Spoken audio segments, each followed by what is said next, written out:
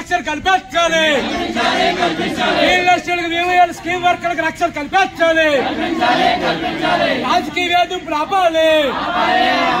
రాజకీయ వేధింపులు ఆపాలి.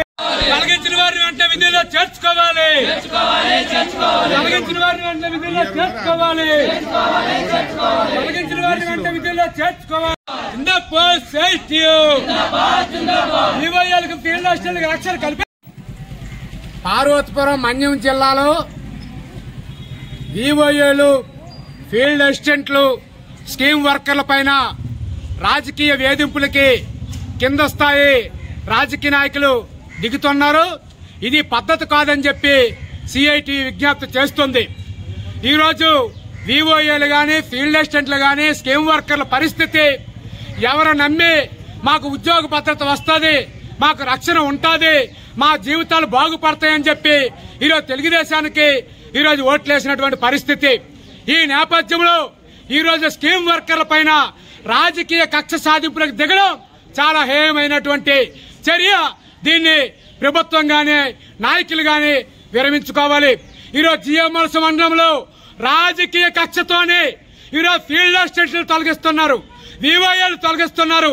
మన్యం జిల్లా 15 మండలాల్లో ఈరోజు స్కీమ్ లో పనిచేస్తున్నటువంటి కార్మికులకి ఈరోజు భయభ్రాంతులకు గురి చేస్తున్నారు. ఈరోజు వాళ్ళని మానసికంగా వేధిస్తున్నారు, ఇబ్బందులు పడుతున్నారు.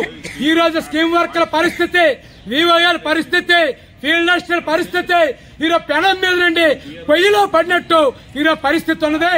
అందుకని ఈరోజు ప్రభుత్వం ఒక పక్క గౌరవనీయులు శ్రీ ముఖ్యమంత్రి నారా చంద్రబాబు నాయుడు గారు, గౌరవనీయులు ఉప ముఖ్యమంత్రి గారు శ్రీ కొనిదెల పవన్ కళ్యాణ్ గారు స్కీమ్ వర్కర్ పైన గాని, వివోఏల పైన గాని, ఫీల్డ్ అసిస్టెంట్ పైన గాని ఎవరి పైన కూడా దాడులు చేయము, రాజకీయ వేధింపులు ఉండవు, అలా చేయొద్దని చెప్పి ఒక పక్క చెబుతున్నారు.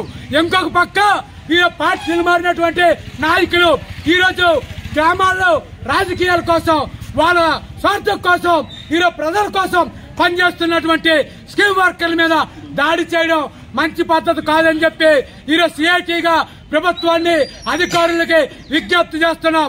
అందుకని ఈరోజు రాష్ట్ర వ్యాప్తంగా స్కీమ్ వర్కర్ల మీద, వివోఏలు ఫీల్డ్ అసిస్టెంట్ల మీద జరుగుతున్నటువంటి దాడుల్ని ఆపాలి. అలాగే ఎవరైతే తొలగించారో వాళ్ళ విధుల్లో చేర్చుకోవాలని చెప్పి నిరసన కార్యక్రమం చేపట్టాం.